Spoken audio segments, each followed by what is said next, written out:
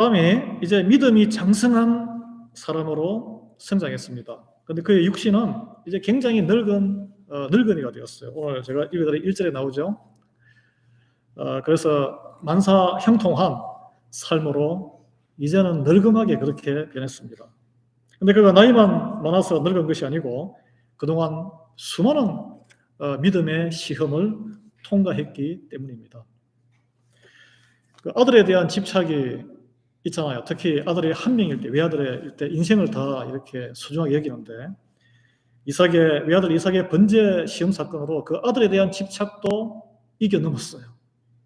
그리고 평생을 믿고 의지할 곳이 없을 때 자기 아내를 100년 이상 같이 생활했는데 아내가 하나님 곁으로 먼저 갔습니다. 이제 홀로 남았어요. 홀로 남은 인생, 하나님과 자신만이 남은 초로의 늙은 몸이 되었습니다. 이 상황에서 아직 남은 일이 있어요. 집안에 어떻게 보면 가장 큰 일입니다. 외아들을 결혼을 시켜야 되는 일이죠. 예나 지금이나 이 결혼은 일륜지 대사 아니겠습니까? 인생의 또 집안으로 보면 큰 전환점이에요. 왜냐하면 결혼을 통해서 신분 상승을 많이 시도하기 때문에 그렇습니다. 현대 사회가 되기 전에는 대부분은 집안과 집안끼리 하는 이른바 정략 결혼입니다. 세상적으로 가진 것이 있는 사람은 그것을 지키기 위해서 또 더 안전하게 확보하기, 돈이 많은 사람은 머리가 좋은 학문에 명망이 있는 집안과 결혼하려고 그러고 더 돈이 많은 집안과 권력이 있는 집안과 결혼하려고 그러고 사돈 맺으려고 그러고 그러잖아요. 그리고 요즘은 한국에 보면 그런 걸 또 전문적으로 분석해서 책까지 내신 분이 있는데 한국의 재벌과 정계, 교육계, 요즘은 연예계까지 혼맥이 어떻게 형성되어 있나 마구 이게 얽히고 설켜서 그들만의 리그를 상류 계급을 형성하려고 막 애를 쓰는 것을 볼 수 있습니다.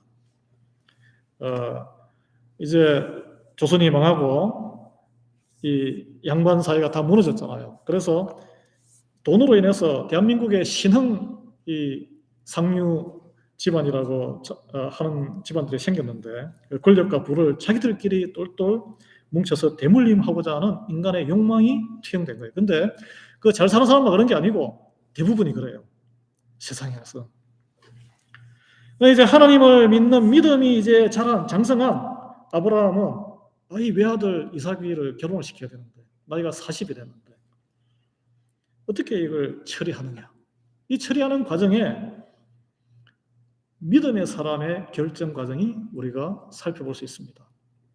왜냐하면 믿음이란 것은 말씀을 많이 읽고 많이 외운다거나 또는 교회를 통해서 봉사를 열심히 하는 데서 드러나는 것처럼 보이지만 그렇지 않아요. 누구나 만나는 인생의 그런 가장 소중한 이렇게 하면은 세상적인 이익이 확보되거나 신분이 점프업 될 수 있는 그 기회에 세상적인 길을 따라가느냐 아니면 하나님이 기뻐하는 길을 선택하느냐 손해를 보더라도 거기에서 바로 판가름이 되기 때문입니다. 예. 아브라함이 오늘 이삭의 결혼을 추진하는 과정에서 우리는 장성한 믿음의 사람이 실제의 삶의 결정적인 순간에 어떤 생각을 하고 어떻게 과정을 밟아가느냐를 살펴볼 수 있어야 되죠. 여러분 아브라함을 생각해 봅시다. 우리가 똑같아요. 이방 민족, 말도 다르고 언어도 다르고 풍습도 다른 완전히 고립된 이민자입니다. 이민자. 이민 생활하던 사람. 하나님의 축복으로 이런저런 그 생명의 위협 가운데 재산을 좀 잃었어요. 지켜야 될 재산도 있는 사람이에요. 의지할 형제 자매가 없어요. 그리고 여종을 통해서 낳은 자식이 있는데 자기의 적통 본부인의 아들 외아들 이삭이를 핍박해요. 자기가 나이가 들어서 죽으면 이 아들을 보호해 줄 수 있는 울타리가 하나도 없어요. 여러분 부모 입장이면 어떻게 하겠습니까? 아이고 처가라도 좀 든든하게 세력도 좀 있고 집안도 좀 넓고 그런 사돈을 원하지 않겠어요? 그리고 아들이 하나밖에 없는데 며느리 구하면은 기왕이면 예쁘고 똑똑하고 집안 넓고 건강해서 손자, 손녀는 좀 쑥쑥 많이 좀 낳아줄 만한 그런 여자를 고르고 고르는 것이 인간적인 보통 생각이죠. 그걸 뭐 나쁘다고 할 수 없습니다. 예나 지금이나 이 생각에는 변함이 없을 거예요. 그러나 하나님께서는 인생의 중요한 고비마다 선택을 할 때 세상적인 그런 방법의 유익을 위해서 원칙 없이 뒤섞이는 것을 싫어하십니다. 네. 그런데 나중에 이야기지만 아브라함의 그 후손들 1000년 뒤에 이제 이스라엘이 다 망하고 나서 바벨론 포로로 끌려갔다가 쫄딱 망한 뒤에 다시 본국으로 귀환하잖아요. 느헤미야서, 에스라스가 그 책입니다. 성경에. 그들이 돌아와서 어떻게 했습니까? 하나님의 백성인데 믿음이 전혀 없는 이방 민족들과 앞다투어 사돈을 맺고 결혼했습니다. 그 에스라스에 나와요. 왜 그랬을까요? 그들은 알았어요. 하나님이 싫어하시는 일인 줄 알았음에도 불구하고 와보니까 먹고 살기가 너무 힘들어. 황폐화되겠어. 정착을 하고 살아야 되는데 그 지역에 땅을 차지하고 있고 세력을 형성하고 있고 도움을 줄 수 있는 집안끼리 아들 그 집에서 며느리 맞이하고 딸을 줘서 또 사돈하고 유력한 리더들이 먼저 앞다퉈 결혼했다.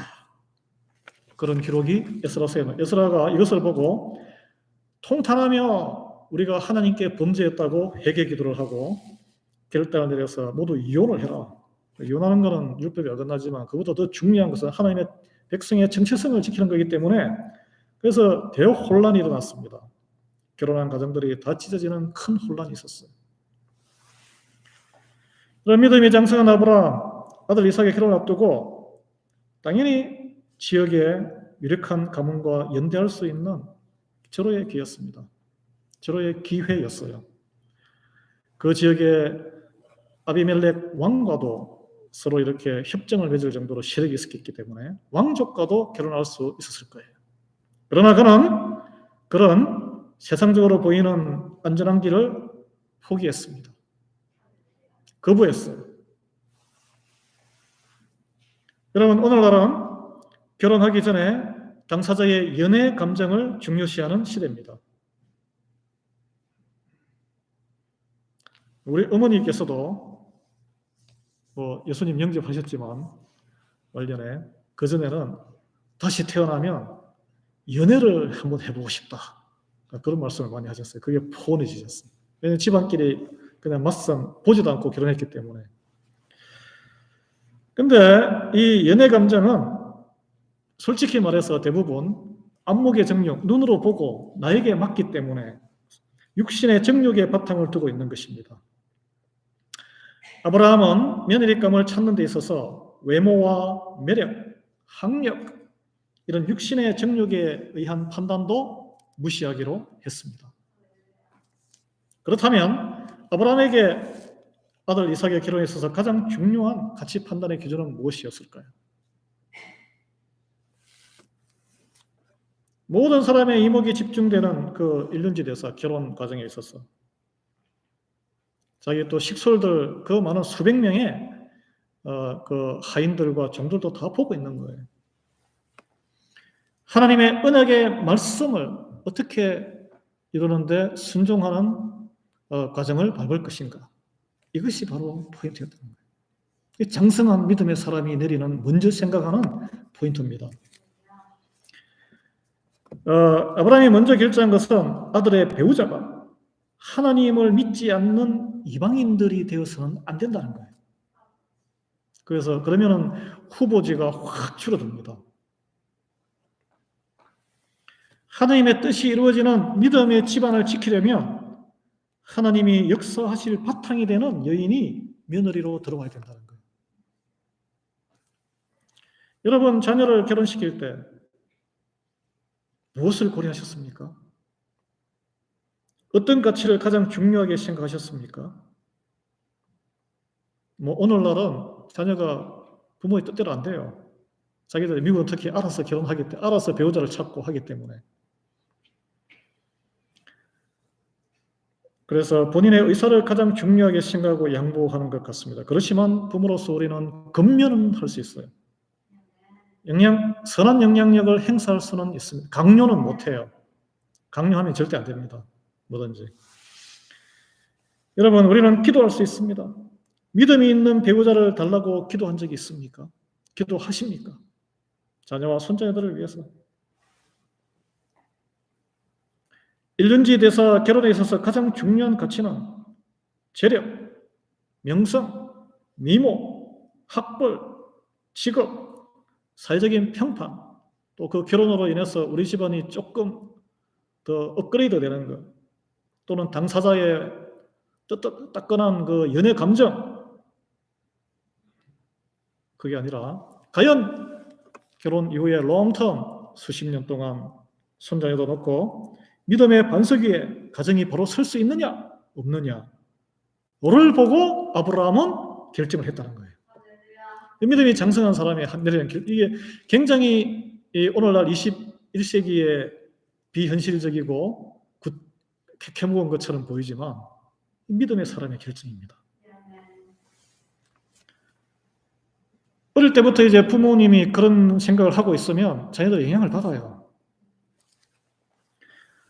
오늘 보면 본문에 아브라함은 집안의 모든 재산을 관리하는 늙은 종, 재정 충무 집사죠. 제너럴 매니저인데 며느리감을 찾아오라고 이제 일을 시킵니다. 자기는 나이가 많기 때문에. 그래서 먼저 하나님께 맹세하여 이르되 하나님을 믿지 않는 가나안 족속의 여인을 데려오지 말고 하나님을 알고 있는, 자신의 족속은 하나님을 알고 있는 사람들이에요. 자기처럼 열심히 순종은 안 하더라도 하나님에 대해서 알고 가르침을 받은 사람이라는 거예요. 그 가운데 여인을 데려오라는 것이에요. 3절 4절인데 너는 내가 거주하는 이 집안 가나안 족속의 딸 중에서 내 아들을 위하여 아내를 택하지 말고, 이게 먼저 나와요. 그러면은 수많은 후보들이 사라져버려요. 쉽게 구할 수 있는 부잣집 딸내미, 똑똑한 아가씨, 이삭이 스타일에 맞는 아가씨들 주변에 아마 수십 명, 수백 명이 휙 없어져요. 내 고향, 내 족속에게로 가서 내 아들 이삭을 위하여 아내를 택하라. 막연한 이야기예요. 그랬더니 이 종이 되묻기를 주인 아브라함의 고향에서 며느리감을 발견했다고 하더라도 이곳으로 그 여자가 오지 않으려 할 수도 있잖아요. 왜냐하면 이게 1,000마일 거리거든, 그 거리가. 여기서 걸어서 낙타를 타고 가면은 뭐 빠르겠습니까? 10마리를 끌고 가면은 걸어가는 거죠. 저기 루이지애나의 뉴올리언스 가보셨어요? 플로리다의 저기 밑에 키웨스트까지 가신다고 생각해요. 차 몰고 가도 2박 3일 걸립니다. 뭐 쉬지 않고 달리면 1박 2일 걸리죠. 그 여자가 생면부지에 어떻게 그 당시에는 남자가 먼저 여자 집에 가서 결혼하고 처가살이 하다가 오는 경우였거든요. 이게 상식적으로 이해가 안 되는 일입니다, 이게. 그러니까 종이 아주 똑똑한 종이라서 아니 여자가 안 올 것 같은데 그럼 어떻게 해요? 결혼을 시켜야 되는데 그러면은 아들 도련님 이삭이를 거기 데려가야 됩니까? 가서 결혼시켜가지고 다시 올까요? 그랬더니 아브라함이 단호히 이야기하잖아요. 절대 내 아들은 이 땅을 떠나게 해서는 안 된다. 데려가지 마. 그 종은 난감했을 거예요. 그럼 어떻게 결혼을 시키란 말인가? 이 당시 풍속에서는 정말 이해하기 힘든 아브라함의 결정입니다. 이삭이를 가나안 땅 밖으로 데려가지 말라. 하나님이 주시겠다고 약속하신 약속의 땅을 떠나지 말라. 그게 더 중요하다는 거예요. 하나님이 다 필요한 것을 채워주실 것이다. 이 믿음이에요. 여러분, 믿음의 사람은 아무리 어려운 일이 있어도 소명을 받은 자리, 하나님께서 인도한 약속의 자리를 떠나면 안 돼요. 여러분, 많은 이유 가운데 미국에 오셔서 정착하시고 어렵게 이민생활 하시고 특히 또 이 리하이, 이름도 이상하잖아요. 리하이 밸리. 이곳에 오셔서 인생을 사셨는데 이유는 다양하지만 하나님께서 뜻이 있어서 이곳에 부르신 것입니다. 하나님께서 여러분을 사랑하셔서 하나님 나라를 이루고 하나님의 존귀한 자녀로 인생을 빚어 만들기 위해서 이 교회에 모으신 거예요. 여기가 바로 여러분의 소명의 자리입니다. 예. 여기서 훈련 받으셔서 자녀들이 파송되는 거예요. 멀리 캘리포니아, 텍사스, 가까이는 뉴저지, 버지니아, 보스턴, 거기 가서 또 믿음의 사람으로 가정을 이루고 공동체를 만들고 선한 영향력을, 하나님의 나라를 확산시키는 거예요. 여러분들 이민 오면은 여러 가지 어려움이 많잖아요. 아브라함이라고 어려움이 없었겠습니까? 지금 먹을 게 없으니까 이집트에 이리 갔다가 저리 갔다가 방황하면서 거짓말도 하고 우리 이민 생활하면서 어려움이 많습니다. 걷어치우고 그냥 내가 여기서 뭐 하는 거야? 이거 한국에서는 그래도 펜 놀리고 잘 나갔는데, 그래서 한국에 또 왔다 갔다 하고 여기서 안 되면 한국에 또 갔다가 또 한국에서 뭐 제대로 됩니까? 옛날 경력이 끊어졌는데 또 다시 왔다 갔다 미국에 정착을 제대로 못하는 경우를 저는 지난 이민생활 20년 이상 하면서 그런 분을 본 적이 있어요. 여러분, 인내로 참으시고 이곳이 하나님이 부르신 곳이다. 하나님의 선하신 목적이 있다. 예, 하나님 나라를 이루라고 허락하신 땅이다. 생각해 보셔야 돼요. 쉽게 교회를 떠나고 쉽게 믿음에서 떠나고 쉽게 하나님이 부르신 삶의 터전을 땅을 박차고 떠나는 것은 좋지 않다는 거예요.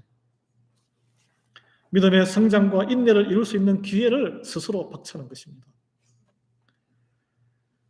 더군다나 옛날에 과거의 나로 돌아가는 것은 최악의 선택이에요. 최악입니다. 우리는 예수 그리스도의 십자가 보혈로 옛날에 죄인된 삶에서 떠난 사람이에요. 과거로 돌아가서는 절대 안 됩니다. 그러나 믿음이 흔들리면 자꾸 옛날이 생각이 나요. 아이고 옛날이 좋았지. 과거 타령하지 마십시오. 과거는 이미 흘러갔습니다. 예수님이 십자가에 못 박혀서 이제 부활하시기 전에 사흘간의 기간이 있잖아요. 2박 3일의 기간이 있었는데 그 사이에 베드로가 나는 물고기나 잡으러 가련다. 왜냐하면 자기는 열심히 어부 출신이니까 목적을 상실하고 부르심의 소명을 잊어버리고 그랬더니 그 같은 제자들이 뭐라 그랬어요? 아이고 나도 따라갈래. 어부도 아닌 사람들이 물고기 잡는데 그냥 따라갔어요. 그래서 어떻게 됐습니까? 잡아본들 한 마리도 못 낚았어요. 허탕. 과거의 삶으로 돌아가면 더 비참하고 허탄한 인생만이 기다리고 있습니다. 믿음이 장성한 아브라함은 그걸 아는 거예요. 이 사실을 알면 생활 속에 적용하게 됩니다. 아브라함은 자기 인생의 마지막 결정, 가장 중요한 외아들의 결혼 과정에 이 믿음을 적용했어요. 이삭을 과거로, 옛 땅으로, 믿음 이전의 삶의 터전으로 보내지 않기로 했습니다. 어떻게 보면은 자기가 죽고 나면 자기의 혈족들이 있는 그 갈대아 땅으로 이삭이를 보내는 게 세상적으로는 더 안전해요. 수많은 사촌들과 삼촌들이 있으니까요. 거기에는. 그러지 않았어요. 아브라함에게는 하나님께서 약속을 이루기 위해서 우리가 인내하면 하나님께서 먼저 가셔서 모든 필요를 채우시고 준비하는 분이시라는 확신이 있기 때문입니다. 그 7절에 보면 하늘의 하나님 여호와께서 나를 내 아버지의 집과 내 고향 땅에서 떠나게 하시고 내게 말씀하시며 내게 맹세하여 이르시기를 이 땅을 내 씨에게 주리라 하셨으니 그가 그 사자를 너보다 앞서 보내실지라. 여기 너는 종을 이야기하는 거예요. 늙은 종. 내가 거기서 아들을 위하여 아내를 택할지니라. 아멘. 하나님이 약속하셨으니까 반드시 이루실 것이다. 우리 눈에는 불가능처럼 보이지만 그것을 믿는 것이 믿음입니다. 그러면서 하나님이 그 늙은 종이 가기 전에 먼저 사자를 보내셔서 우리 눈에는 우연처럼 보이는 정확한 시간에 정확한 장소에 정확한 방법으로 하나님이 준비하신 이삭의 아내감을 신부감을 종과 만나게 해주실 것이라고 아브라함은 이미 믿었던 것입니다. 8절에 그래도 이제 안 따라올 수 있잖아요. 그래서 만일 여자가 너를 따라오려고 하지 아니하면 나의 이 맹세가 너와 상관이 없나니 너 책임 아니다. 무리하지 마라. 무리하지 마. 세상적인 방법 쓰려고 하지 마. 그리고 오직 내 아들을 데리고 그리로 가지는 말라. 대책이 없는 거, 신부감이 없어도 이삭이는 절대 가지 마. 하나님이 어떤 방법이든지 간에 해결하실 거야. 이 말씀이에요. 종이 머리가 얼마나 좋겠습니까? 그 많은 그 종들 하인들을 다 총괄하고 재산을 다 매니저하니까 머리가 비상한 사람이에요. 수완이 좋은 사람인데 그 수완을 쓰지 말라는 거예요. 여러분, 하나님의 신실한 자녀가 이 하나님의 신실한 자녀가 필요한 모든 것 미리 준비하시는 분임을 여러분 믿으시기 바랍니다. 믿음이 장사하면 이 믿음이 생겨요. 그런데 사실 이 지금 1,000마일을 떠나서 세상 말로 맨 땅에 헤딩하듯이 신부감을 고르는데 이게 정말 그 적합한 신부를 데려올 성공할 확률은 몇 %나 될까요? 제가 한번 생각해 봤습니다. 이게 우리가 보통 기업 한다든지 하면은 미리 시뮬레이션을 짜잖아요. 시뮬레이션. 계산해서. 몇 %의 성공 확률이 있을까? 자, 이제 그 가나안 땅에 예루살렘 인근에 그 땅에서 그 갈대아 우르는 지금의 쿠웨이트나 그 이라크 그 걸프만 그 해변이에요. 이렇게 쭉 돌아서 가는데 1,500km, 1,000마일입니다. 1,000마일을 가면 2개월, 낙타를 몰고 가면은 빨리 가도 2개월, 2달인데 그 안에는 산길도 있고 사막도 있고 강도 건너야 되고 곳곳에 산적이 있고 자, 성공적으로 또 몸은 늙었어요. 종이 일행을 이끌고 가다가 일사병 걸릴 수도 있고 병이 걸려서 지치될 수 있고 성공할 확률을 많게 절반으로 칩시다. 절반 50% 갔다 50%. 그러면 잘 도착했는데 거기서 뭐 우여곡절 끝에 신부 후보를 만날 확률 못 만날 수도 있잖아요. 그 절반 그러면 확률이 25%로 확 줄어듭니다. 그러면 자, 이 신부가 나는 안 따라 그 왜 가요? 모르는 보지도 않은 신랑감을 그 먼 데까지 왜 가냐고. 그럼 가겠다 50%, 안 가겠다 50%, 또 절반으로 확률이 줄어들으니까 그러면 전체 지금까지 확률이 12.5%로 줄어들어요. 성공 확률이. 자, 왔어요. 왔는데 이삭이가 아무리 아버지에게 순종해도 보니까 신부가 영 자기 스타일이 아니야. 저는 안 할래요. 친구일 수도 있는 거죠. 그러면 확률이 6%로 줄어들어요. 성공 확률이. 근데 신부가 이삭이를 마음에 안 들어 할 수도 있는 거예요. 신부가 싫어하면은 그것도 또 성사가 안 되는 거예요. 나 다시 돌아갈래 그러면은 성공 확률은 3%로 줄어듭니다. 여러분 이 세상적으로 분석하면 3%의 성공 확률 이것도 아주 후하게 준 건데 3%에 불과한 이것을 가지고 일을 추진한다는 것은 승산이 없는 계획이에요. 무대포 계획입니다.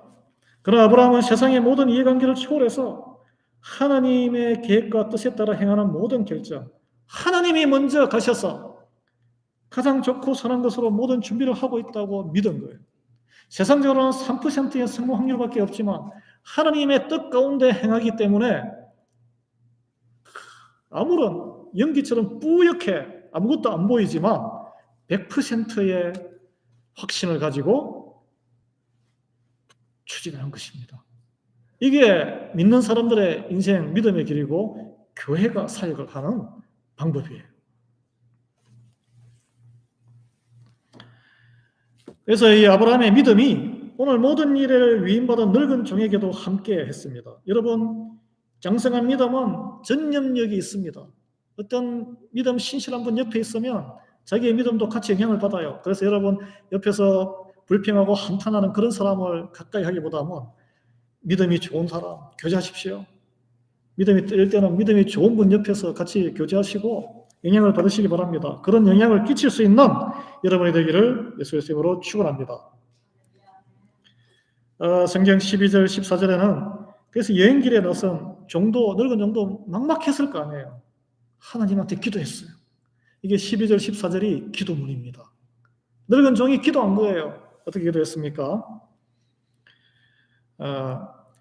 오늘 나에게 순조롭게 만나게 하사 내 주인 아브라함에게 은혜를 베푸시옵소서.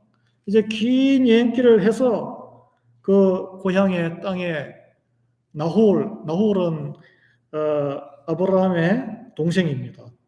동생 그 집안이 사는 그 마을에 도착을 했어요. 성문 앞에. 기도를 했어요. 그 도착해도 그 많은 딸들과 손녀딸들 중에 누가 며느리감인지를 알 수가 없죠. 또 다른 집안도 뒤섞여 살기 때문에 알 수가 없는 거예요.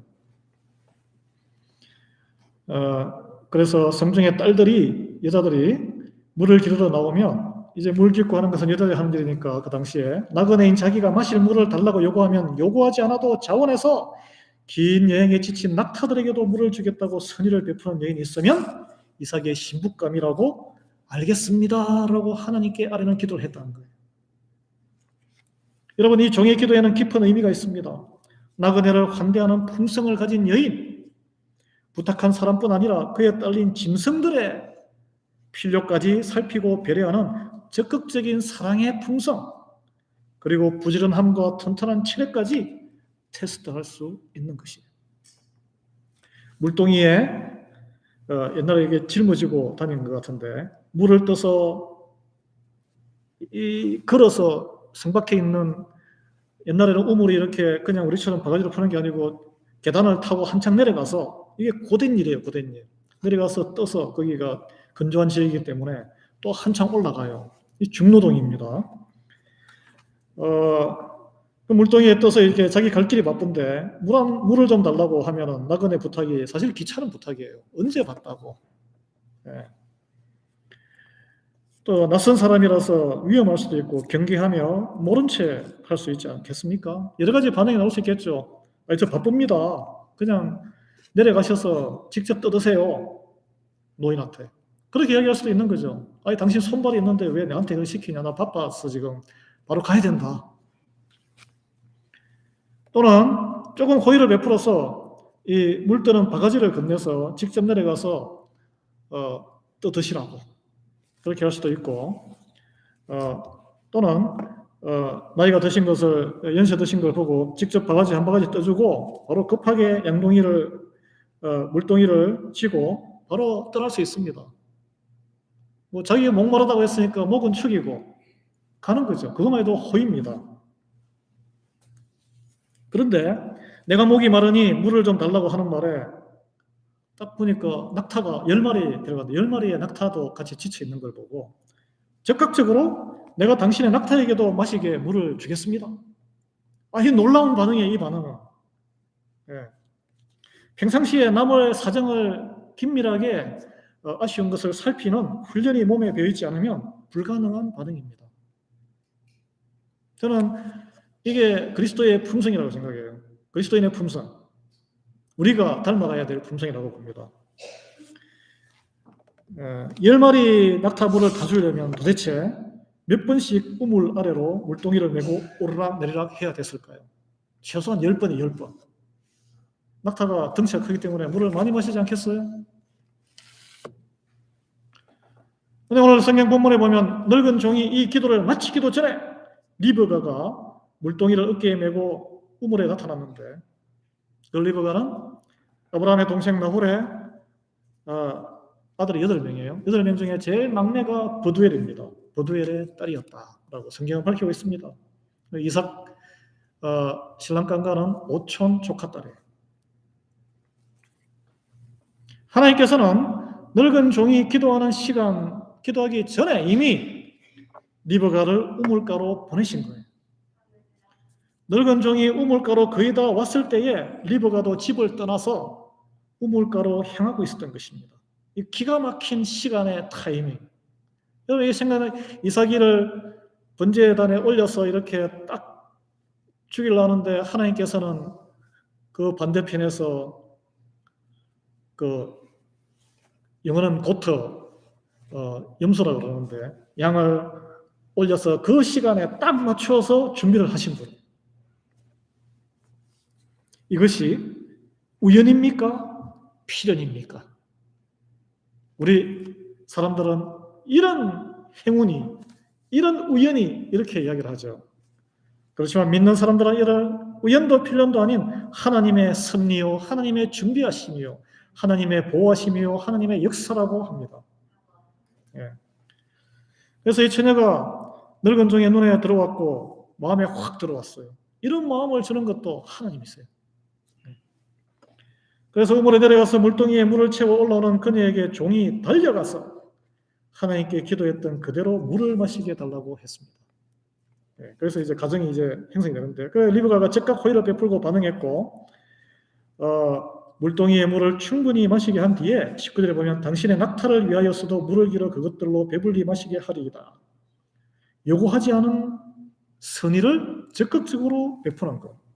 이 종이 기도했던 바로 그 여인, 딱 그 시간에 만나게 했던 것이죠.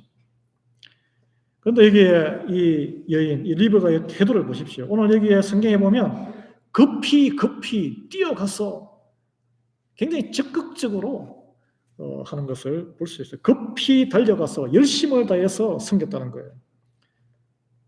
리브가에게 무슨 유익이 있어요? 아무 유익이 없습니다. 하나님을 아는 사람, 하나님의 자녀로 믿음에 훈련받은 사람의 태도예요. 상대방의 부족과 어려움이 있을 때는 급히 자기 몸을 써서 있는 것을 다 투입해서 도와주는 거예요. 예수님께서는 제자들을 통해서 우리에게 마태복음 5장 41절에 이렇게 말씀하셨어요. 누구든지 너를 억지로 오리를 가게 하거든 그 사람과 심리를 동행하라. 오리 가게 하면 싫죠. 내가 왜 가? 니나가. 네 일이잖아. 내가 왜 너희를 갖다가 같이 동행해야 돼? 그러지 말고 심리를 가라는 것이. 그래서 이 말씀에 이어서 너희 원수를 사랑하며 너희를 박해하는 자를 위하여 기도하라라고 하셨습니다. 하나님을 아는 이들, 하나님은 만난 이들, 예수님을 구주로 영접한 믿음의 사람은 나와 상관없는 사람, 나아가 내가 싫어하는 사람, 원수에 대한 태도에서 그 믿음이 판가름 난다는 거예요. 여러분, 세상적으로 가장 일반적인 반응이 뭡니까? 저주하거나 모욕을 주거나 복수하려고 벼르는 것이죠. 조금 인격이 좋거나 복수할 힘이 없을 때는 그 사람 무시하거나 피하려고 합니다.